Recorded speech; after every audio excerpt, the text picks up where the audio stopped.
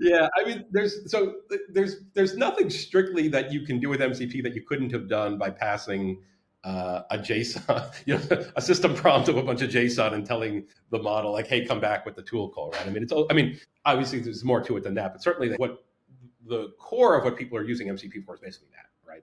And I don't think there's anything very specific in MCP as a protocol that a huge breakthrough. But what I do think is the breakthrough. And by the way, I don't know in a year whether it's going to MCP itself will come out with another version. Like protocols change very quickly, and they evolve, and they'll be competitors or whatever. I think where MCP, part of the reason I think it's taken off, and the reason that at least I think there's excitement around it, um, is that it's inverting a little bit of the traditional responsibility of integration, right? So if we, for example, like at Case, wanted to integrate with, I don't know, say Twilio or something like that, I'd go take the Twilio REST API and I would build an integration and I would have to figure out how it works. And that's still work, right? And traditionally, that kind of integration work has been very unpleasant to do. People don't like doing it.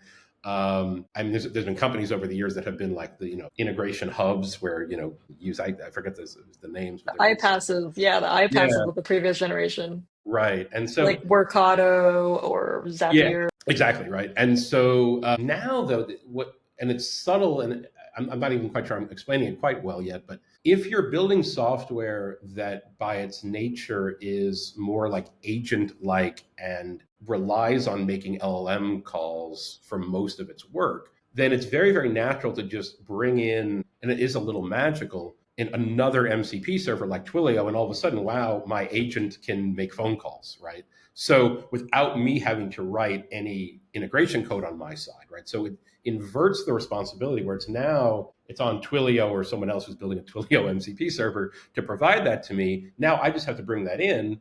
And as long as I handle the configuration, all of a sudden, wow, my whatever agent I'm building now has phone calling superpowers, and I'm relying on the LLM to correctly invoke that when necessary, right? So that now makes it really much more interesting in terms of people who are building software to be able to add capabilities to their software. That's why it's exciting.